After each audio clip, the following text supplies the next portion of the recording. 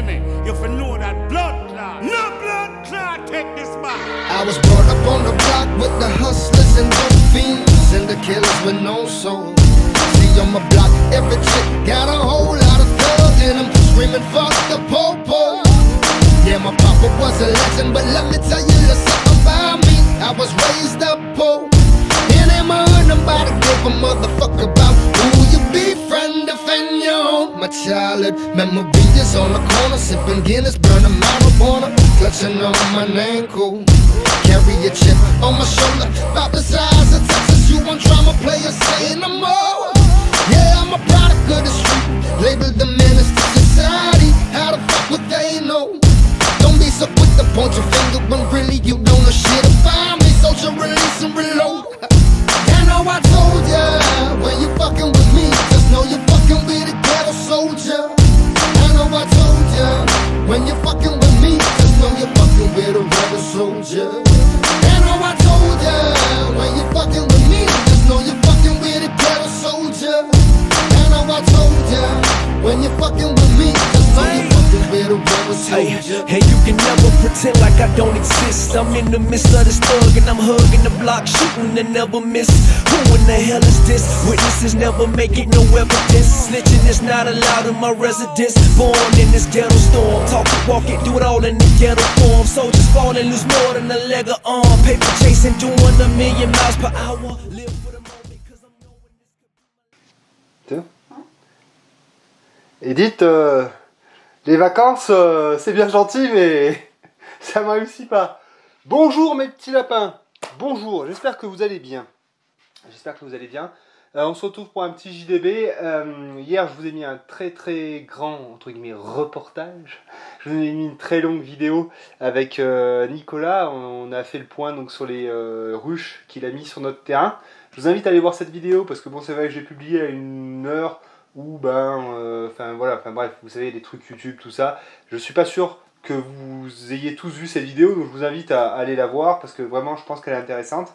Et puis voilà. Sinon aujourd'hui on va faire un petit JDB, puis voilà, pour parler de ce que j'ai cassé comme d'habitude. Et puis si j'ai pas été trop feignant, normalement vous avez dû voir en début de vidéo aussi la récolte des pommes de terre et le travail à la houe pour remettre la parcelle propre. Bon, on va parler de tout ça. De toute façon on va se diriger d'un poste à l'autre. T'occupe, je gère. Alors, du coup, voilà, ça c'est mon petit trophée du moment. Voilà, ça va plus droit, chef. Donc voilà, donc il y en avait qui l'avaient déjà vu ça, hein, puisque j'avais publié dans l'onglet communauté. Donc voilà, j'ai tordu ce vérin. Pourquoi? Qu'est-ce qui s'est passé? Tout simplement, j'ai un axe qui a cassé. Vous voyez, ça c'est un axe qui solidarise les articulations de la pelle. Et là, on voit donc qu'il a cassé. Vu qu'il a cassé, la pelle ne tirait plus droit, et bien vu qu'il tirait plus droit, et bien ça a tordu le vérin. Donc ce vérin là, c'est pas la première fois qu'on le tord, je pense que c'est au moins la troisième, je pense que c'est la troisième fois celui-là qu'on le détord. Donc alors beaucoup m'ont dit ça sert à rien de le faire détordre, le joint il va fuir, tout ça. Écoutez, ça fait déjà 2 fois qu'il a été détordu, ça a bien marché jusque là, il n'a pas fui plus que les autres. J'en ai un neuf que j'ai changé l'année dernière qui fuit peut-être plus que celui-là. Et voilà, donc bon, alors ce que j'ai fait, j'en ai racheté un. Celui-là, je vais faire un devis pour changer la tige. Si c'est pas trop cher, je change la tige. Comme ça, j'ai un vérin d'avance. Si ça se reproduit, je peux changer mon vérin et continuer mon travail directement dans la journée. Pas besoin d'attente comme là. Donc voilà, donc dans tous les cas, celui-là, je vais le réparer, soit en faisant détordre la tige, soit en remplaçant, dans le meilleur des cas, la tige.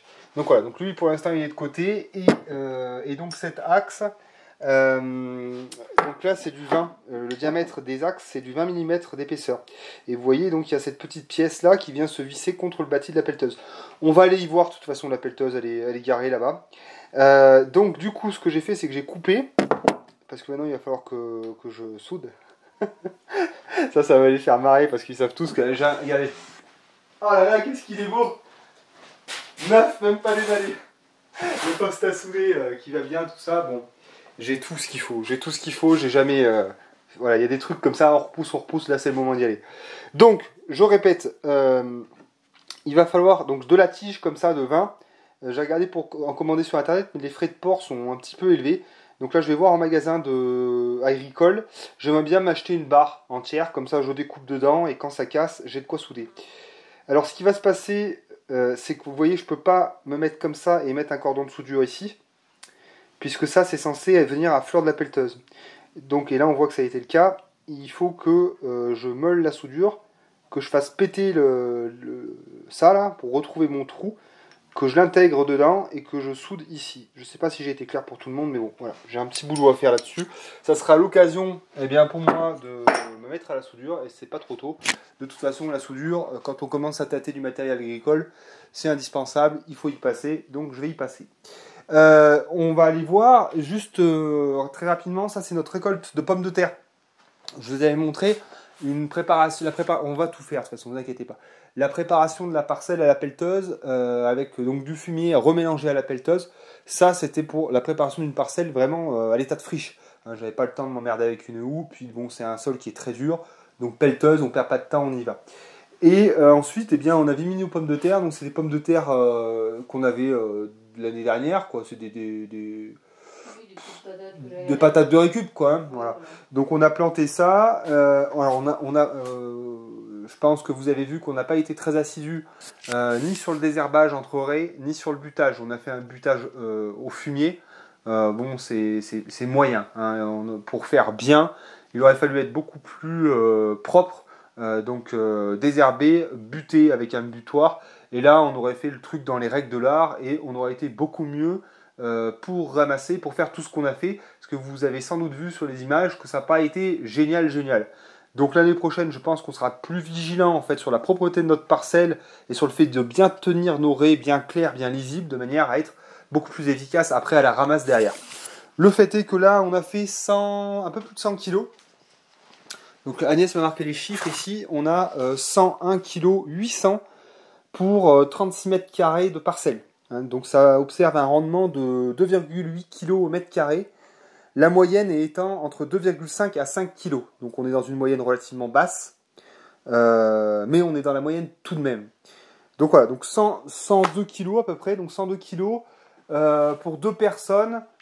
Si on mangeait pas trop, ça pourrait le faire. Le fait est qu'on bouffe beaucoup, que c'est un apport en glucides qu'il est facile de produire. Je pense qu'on en verra le bout assez rapidement. Je ne sais pas ce que tu en penses Agnès, de toute façon on verra. Mais oui, il y a une autre parcelle aussi qu'on a ramassée. Je pense qu'avec cette petite parcelle ainsi que cette plus grosse, on devrait pouvoir subvenir à nos besoins en pommes de terre sur l'année, mais que pour 2 personnes. L'année prochaine, je pense qu'on fera le double. Il y a des chances pour qu'on fasse le double. Pour être vraiment tranquille et puis renouveler aussi les pommes de terre. Donc voilà pour ce qui est des patates. Il y a les ails aussi que Agnès a ramassé. Donc ça n'a pas été trop mal, les ails. Et les oignons, là on attend qu'ils finissent de faner et on va les ramasser. Donc on va aller voir vite fait ce qu'on a pu faire aujourd'hui. Donc c'est toujours pareil quand on casse un truc. Alors parce que ouais, je parle beaucoup, je sais.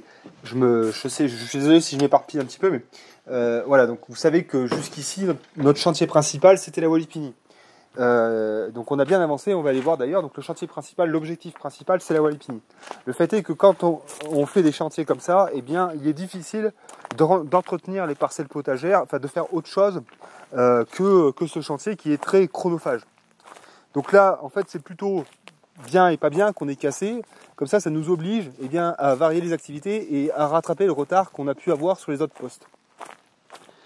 C'est ce qui explique pourquoi tu vois, je suis dans cet état, parce que j'ai passé la débroussailleuse chez les dindes. Bon, on a fait les patates ce matin. Enfin voilà, tu vois, c'est pas parce qu'on a un chantier dans panne que de toute façon il y a toujours des choses à faire. Et enfin voilà, il y a une journée pas travaillée, ça n'existe pas, ça ne peut pas exister de toute façon. Alors vite fait. Là, la Walipini. Tac. Alors, je sais même plus où est-ce que je vous avais laissé. Hein. Bref, c'est pas grave. Donc du coup, on a mis du géotextile. Donc là, il nous manquait un peu d'agrafes. On va aller justement acheter du fer à béton pour faire des agrafes. Et puis pour pouvoir vraiment le mettre bien comme il faut. Mais bon, l'intérêt, tu vois, c'était celui-là. C'était d'avoir ce géotextile entre les pierres et la terre. Pour éviter donc que la terre s'immisce entre toutes les pierres. et finissent par pousser le mur, ou ne serait-ce que voilà, qu'il y ait de l'humus pour que les arbres, que les merdes, les végétaux s'installent dans les murs et que à terme ça foute le bordel. Donc géotextile entre les deux, et puis après voilà, hein, vous aviez vu qu'on avait commencé à monter ça avec le godet du tracteur. Donc là on a bien avancé. Donc alors on n'est pas sur du mur en pierre sèche, hein, pour le coup on est plutôt sur de l'enrochement paysager, hein, pour les puristes, parce que bon, on voit bien quand même que c'est assez entre guillemets sauvage comme truc, comme montage. Ça n'en est pas moins très solide, hein. Là je peux monter dessus sans problème, ça bouge pas du tout. Donc des très grosses pierres, vraiment très grosses au niveau du sol, et après du plus gros au plus petit si vous voulez. Bon, si on admet que ça c'est petit, et derrière on remplit de pierres moyennes et petites, hein. Donc tout ça, ça fera aussi comme un drain en fait, hein. C'est-à-dire que le peu d'eau qui va pouvoir passer, eh bien, elle va pouvoir passer derrière le mur et se retrouver ensuite sur le sol de la Walipini. Et là, de toute façon, il y aura un drain aussi en pouzzolade. Donc là, vraiment, c'est du costaud, hein. Là, vraiment, c'est du super costaud. Je pense qu'on a facile 1 mètre de mur, et c'est monté, voilà, c'est monté vraiment lourd, quoi. Donc là, je pense qu'on sera tranquille pendant un moment. Bon, après ce qu'on va faire certainement, mais bon, ça vous le verrez au fur et à mesure qu'on va le faire, mais quand on aura fini de monter, déjà on fera une arase, hein, pour solidariser en fait tout le mur, et pour avoir quelque chose de plan, parce qu'après on va monter la charpente, mais ça je vous le montrerai. Et puis aussi, avant de faire quoi que ce soit, on passera un coup de tircheur, parce que vous voyez qu'il y a beaucoup de terre, voilà, pour retrouver la pierre, pour retrouver le granit à travers toute cette saloperie, pour qu'on ait quelque chose de joli, hein. Donc on passera un bon coup de karcher dessus. Bon, j'ai pas besoin d'avoir un karcher de fou, hein. J'ai un petit karcher pour nettoyer le tracteur de temps en temps, ça ira largement. Voilà, donc bon, pour l'instant ça c'est en pause, parce que on a cassé, comme je t'expliquais. Dernier investissement en date, ça faisait longtemps que j'en voulais une grosse baramine comme ça va super bien pour dégager les pierres, ou même des fois pour un peu les bousculer là, pour pouvoir les insérer là où on veut. Donc ça c'est un très bon investissement, ça coûte pas si cher que ça. Je l'ai acheté en ligne par contre. Et puis voilà, donc ça c'est vraiment top ça. Ça c'est un truc à avoir, hein, même pour une souche, pour faire. C'est la barre de fer, la barre à tout faire. Bon voilà, après, tu vois, si demain je reçois pas encore mon vérin, j'ai encore ce tas de broyats à faire, par exemple, tu vois, des petites tâches partout, il y en a, hein. Donc tâche principale, si la tâche principale c'est pas possible, il y a plein de tâches annexes. Là putain, il y en a ceux qui travaillent chez Michelin, ils savent exactement de quoi je veux parler. Bon, je suis désolé les gars. Donc voilà, donc bon, si on sait pas quoi faire demain, il y a du boulot. Oui, justement, il y a un abonné là qui a acheté le même broyeur que moi, et il était un petit peu en colère, j'ai eu l'impression, parce que il comprenait pas pourquoi ça fumait au niveau de la courroie. Et en fait, c'est simplement qu'il avait bourré, hein. Ce qui se passe, c'est que l'aube a été coincée par un gros copeau de bois. Du coup, la courroie patine sur la poulie, ça chauffe, ça fume. Voilà, donc quand c'est comme ça, tout simplement on débourre la machine, on fait bien attention, on met des gants, on fait en sorte que les sécurités soient... Normalement il y a une sécurité, hein, qui s'enclenche quand on ouvre, mais bon, à la limite, pour être plus de sécurité, on enlève la bougie, comme ça c'est sûr que ça démarre pas. On débourre, on fait lancer la machine, on la laisse tourner un peu, les copeaux s'en vont, et après on peut recommencer. Voilà. Et globalement, il faut faire attention, effectivement. Voilà, c'est un outil qui va super bien, mais on n'est pas sur un broyeur d'élagueur professionnel, quoi. C'est quand même un truc encore cher, d'accord, mais qui s'adresse tout de même aux particuliers. Donc on le charge, mais on y va peinard, quoi. Voilà. Et il faut limiter aussi le sec, évidemment. Normalement, on passe, c'est mieux de toute façon de passer du frais. Le sec, moyen. Bon, voilà, toutes les pierres, eh bien, on en a profité pour nettoyer cet endroit. Donc là, ici, en fait, c'est une partie communale. Et l'année dernière, on avait dégagé sur 1 mètre ou 2 le long de notre mur de jardin pour que ce soit propre. Et là, on s'est dit, tiens, ça sera l'occasion. Du coup, voilà, on pelletait ici, on ramassait les pierres, on nettoie tout ça. Et tout ça, ça nous fera un espace, je pense, pour mettre notre bois quand on va faire de l'abattage. Donc voilà, donc là, j'ai cassé justement sur ce cerisier que là j'étais en train de déraciner. Et donc voilà, donc là ça fait, il faut pas avoir peur, hein, vous savez, là, comme ça a l'air d'être la fin du monde, mais c'est rien du tout. Donc l'axe, en fait, voilà, il joignait ces 2 pièces, hein, et c'est ça qui a cassé. Et le vérin, il est à ce niveau-là. Voilà, donc là, bon, c'est c'est en carafe quoi. Donc ouais, le matos comme ça c'est génial, ça fait du boulot, mais bon quand ça casse ça coûte un peu cher. Les flexibles c'est pareil, les flexibles c'est inconsommable, hein. On les accroche, on les arrache, même si on met des protections, ça coûte cher, on change. Après il faut toujours mettre en rapport le travail qu'on a pu faire et le billet qu'on laisse. Voilà, c'est toujours pareil, hein. Les machines, oui ça coûte de l'argent, et oui mais qu'est-ce qu'on fait derrière avec? Ok, et après ça va beaucoup mieux dans son esprit. Voilà, donc eh bien on continuera ça quand on aura reçu le V1, quand on l'aura réparé, ce sera nickel. Et puis voilà. Et ici, là tout à l'heure, je vais aller m'acheter une barre à trous. Une barre à trous, en fait, c'est une barre qui va se mettre entre les deux bras du relevage, qui va venir de là jusqu'à l'autre. Et en fait, ça va être pour mettre une boule d'attelage dessus, je vous montrerai. Et ça va être pour venir enclencher mon broyeur. Parce que là, le broyeur, on en a marre un petit peu de manipuler à la main. Ça pèse 3 tonnes. En plus, on a beaucoup de dénivelé. Donc, on l'attellera sur le tracteur et après, on pourra l'emmener où on veut. C'est bon, quoi. Et ça ira impeccable. Voilà. Et puis sinon, ben, on a pas mal remblayé. Là, alors, tout ça, c'est un chemin communal. Tout ça, c'est un chemin communal. Donc, du coup, on le remblaye comme ça. Donc là c'est pareil, là, hein, tu vois, il ne faut pas trop y laisser longtemps comme ça parce que après tu vas avoir la végétation qui va pousser dessus et ça va pas le faire. Donc tu vois ça, il faudrait y mettre sur la digue. Enfin bon bref, hein, il faut pas attendre que la végétation pousse pour y mettre propre. Là il faudrait ratisser, enlever les plus gros éléments et les refoutre dessous. Et là tu vois que je continue à remonter ma digue. Enfin bon, ça voilà, en fait c'est mon gros débarras qui me permet donc de réaliser mon passage pour le terrain là-bas. Bon, mais voilà, mais ça, c'est le bordel, hein, mais c'est comme ça. Hein. De toute façon, Rome, c'est pas fait en un jour, et puis on peut pas tout mettre nickel d'un coup, ça serait trop beau. Qu'est-ce qu'on va les montrer? On va les montrer cette fameuse parcelle là, peut-être, et les dindes. Et puis c'est tout. Ah oui, alors du coup, la personne, alors vous savez que moi je suis beaucoup sur le Discord Réseau Autonome parce que, comme d'habitude, hein, c'est un endroit où il y a des gens qui ont plein de connaissances. Donc moi, je suis, ça m'intéresse.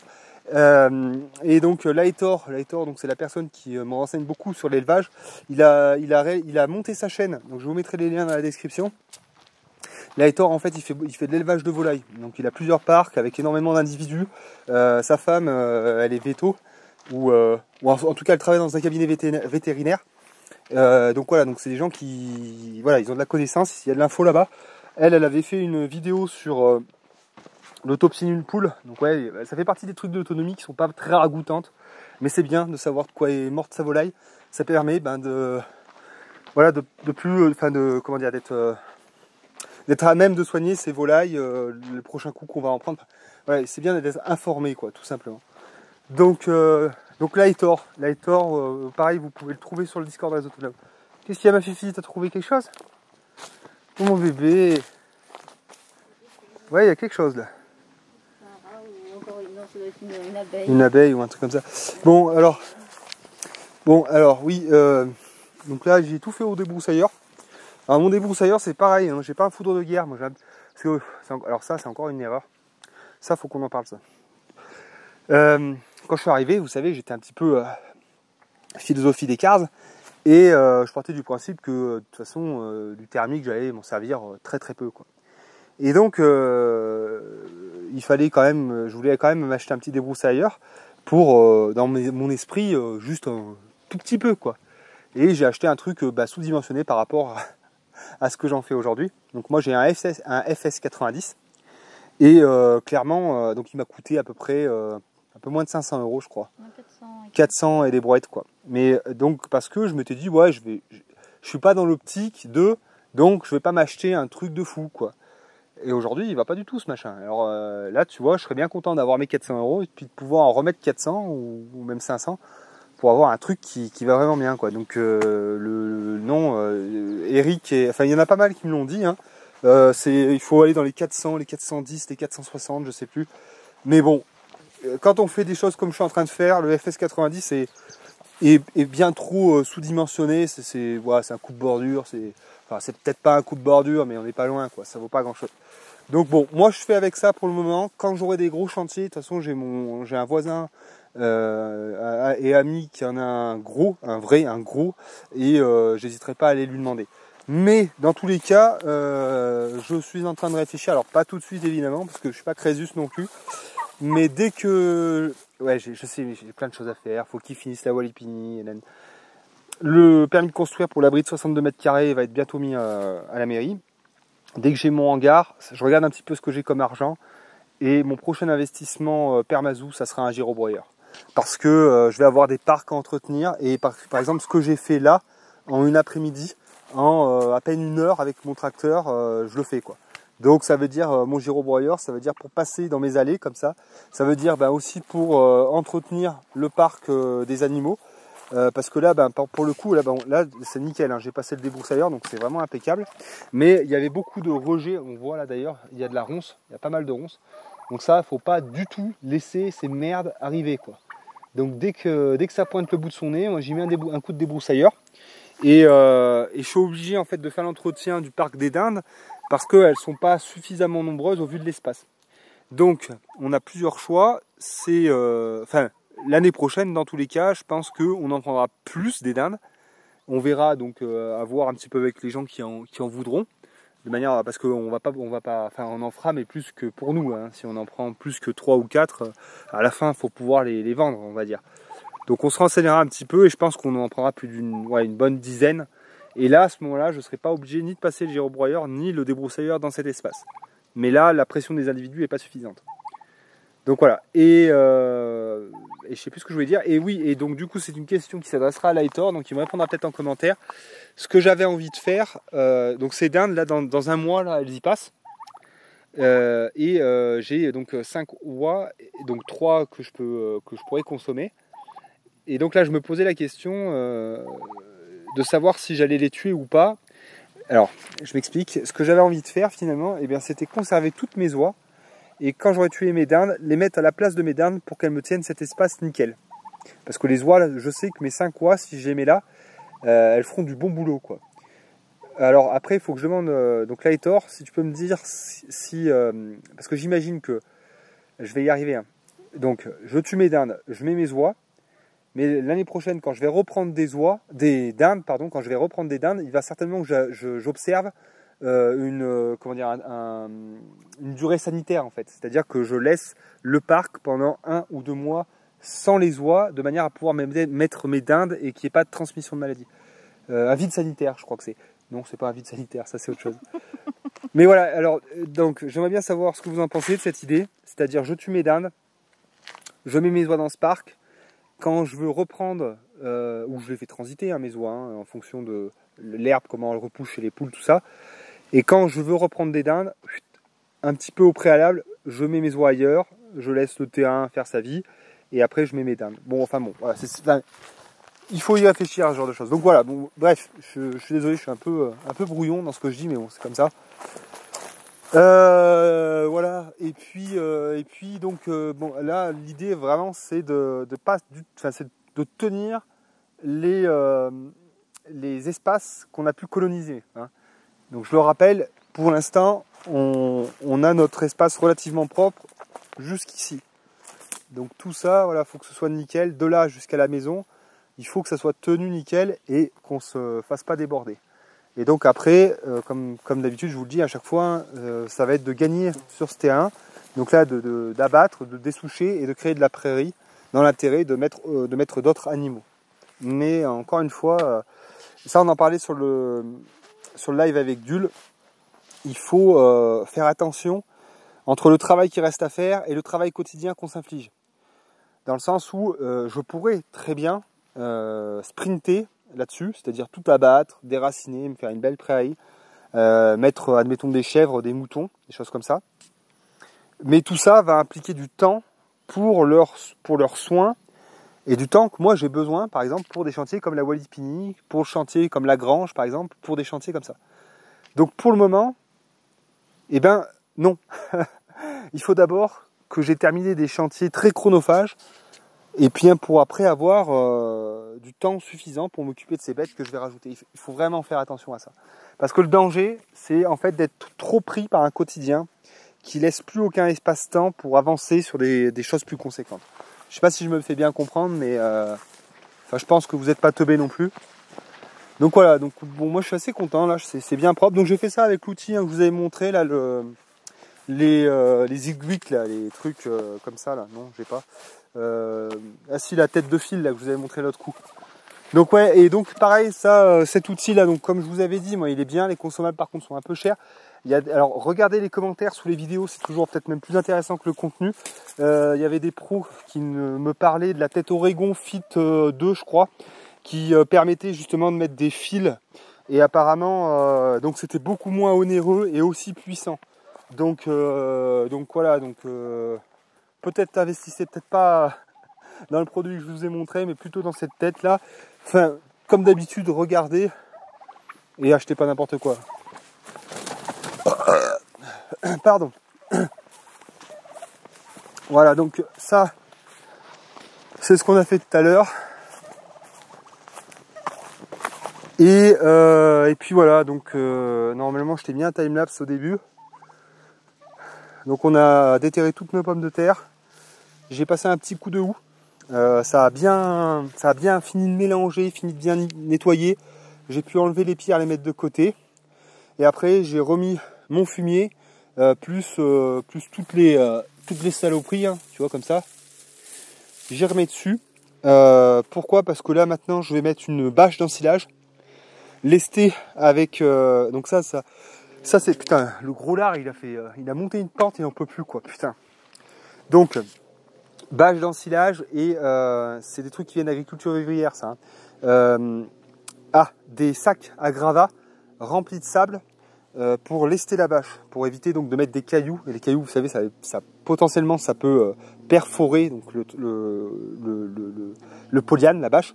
Donc voilà, donc polyane, bâche d'ensilage, pardon, putain, et sac à gravats rempli de sable pour lester. Donc là-dessus. Et de toute façon, dans les prochaines semaines, prochains mois, on avance là, hein. Donc on avance là. Donc là, c'est pareil, ça va se faire à la pelleteuse. Et on va avancer, on va voir jusqu'où on va. Et donc le même principe, pelleteuse, on enlève tout le chevelu. Et ensuite, on met une bonne couche de fumier, bâche d'ensilage. Et on découvrira au printemps pour ici mettre de l'oignon, de l'ail, des trucs comme ça. Enfin voilà, donc là ça va être de la grosse culture, de la grosse monoculture sur un bon bout. Voilà. Bon, je pense que j'en ai suffisamment dit là, hein. C'est déjà assez intense. Voilà, donc bon, comme vous avez vu, encore bien occupé. Bon, ce qu'il faut retenir surtout, c'est que enfin, putain, mais je suis désolé, je suis peut-être un peu fatigué, mais ce qu'il faut retenir, c'est toujours la même chose, c'est que si on est bloqué à un endroit, on va travailler sur un autre. Voilà, c'est aussi simple que ça. Il y a jamais de tant pis, tu vois, ça n'existe pas. En fait, il va bien falloir se mettre dans l'idée. De toute façon, il faut bien se mettre dans l'idée que c'est un travail à temps plein, et que il y a toujours quelque chose à faire, et que de toute façon, moi j'aurais pas le temps de tout. Et c'est du 6h 18h. Hein. Alors moi je me demande bien comment il y en a qui arrivent à nous faire des... J'arrête de râler. Mais voilà, c'est du gros boulot, il y a toujours des trucs à faire, on trouve de quoi s'occuper à chaque fois. Voilà, bon, je blablate pour rien dire là, hein, c'est affreux. Hein. Les petits lapins, merci de m'avoir écouté, merci de m'avoir suivi. Moi je vais me faire couper les cheveux dans pas trop longtemps parce que c'est pas possible. Et je vous dis à la prochaine. Et n'oubliez pas les pouces bleus et tout là, vous êtes un peu radin quand on vous rappelle pas là, il va falloir avoir ce réflexe un petit peu. Allez, salut!